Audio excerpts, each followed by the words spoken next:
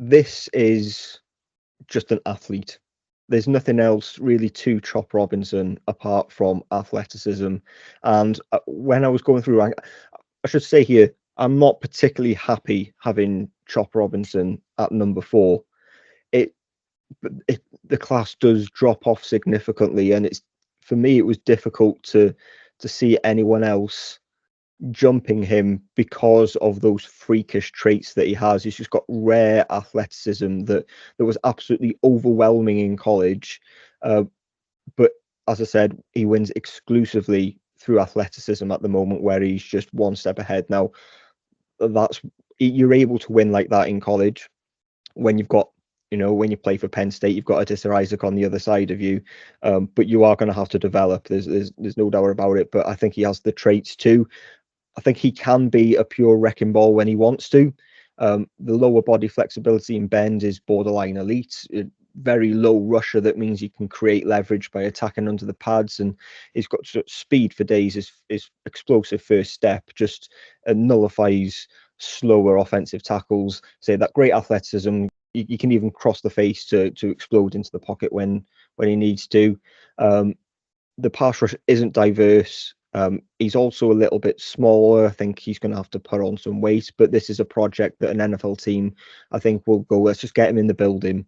A team like the Eagles, and I actually go by what the comp would be for me, going back to a player like Jason Owe or Ajabo. I can see a team like the Ravens, who just, you add them to the room rather than them be the guy straight away, because he's going to he needs to learn how to play the position, but he's got all the tools to be great at the position.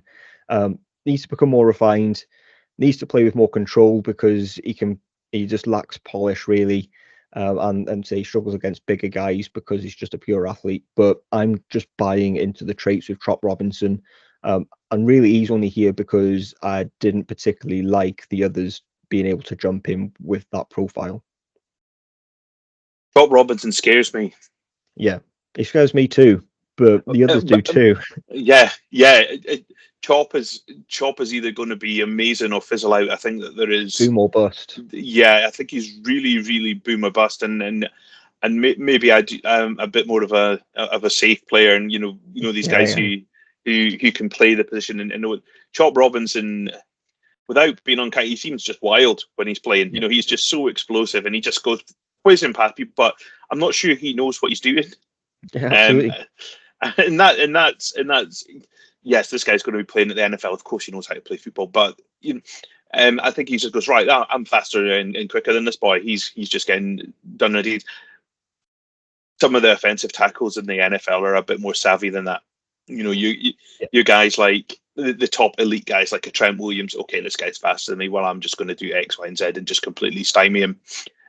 So yeah, I think he needs to go to a team that's got a plan to develop Chop Robinson, and understand what they've got there, and have a good D-line coach who's going to teach him what to do and when to do it. Because if they do, they've got a hell of a player on their hands. But Chop scares me a little bit, so he's not in my top 5 for that reasons. No, I knew he wouldn't be.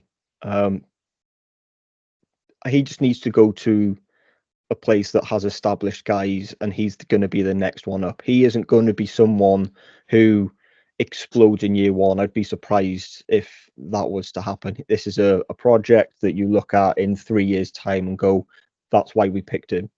Yeah, and I think it's actually going to be good for him, that because the teams that draft later on tend to be the better teams. He's not going to be someone who's drafted at 3, 4, 5, 6, top 10 range where the less good teams are picking. So he might be at a better team who do have a plan to use him and have guys in the building already, so he doesn't need to play from day one.